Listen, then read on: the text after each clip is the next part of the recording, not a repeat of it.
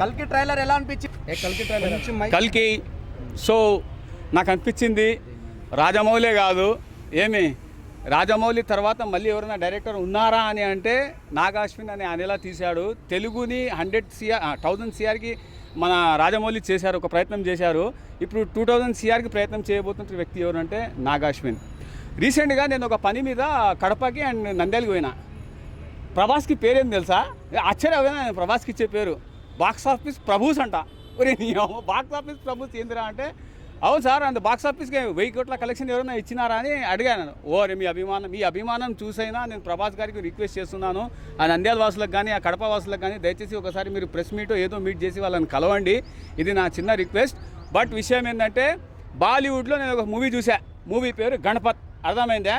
ఎవడే కానీ దాని క్లిప్పు తీసి దీని క్లిప్పు తీసి ఆ సినిమా కాపీ ఈ సినిమా కాపీ అంటే మటుకు పగిలిపోతుంది. ఎందుకంటే సినిమా ఈజ్ ఏ సినిమా.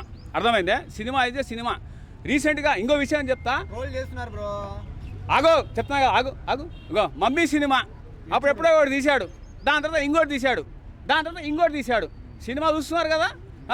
అదే ఒకవేళ తెలుగు సినిమా చూస్తే ఈ సినిమా అని కాదు, తెలుగు సినిమా. దయచేసి మన భాషని రక్షించుకునే ప్రయత్నంలో వచ్చినటువంటి వ్యక్తులు అంటే నాగాశ్విన్. గ్రాఫిక్స్ బాగాలేవు, విఎఫ్ఎక్స్ బాగాలేని ట్రోల్ చేస్తున్నారు. చెప్పు ఇంకా ఏమన్నా చెప్పు. ఎవడైనా ప్రభాస్కి నెగిటివ్ ఇచ్చేవాడు ఉన్నాడా? ఎవడైనా బ్రో నీ ముడ్డ మీద చేసుకొని చెప్పు. గుండె మీద అవుతుంది, గుండె వీక్ అయిపోయింది కానీ ముడ్డ మీద చేసుకొని చెప్పు.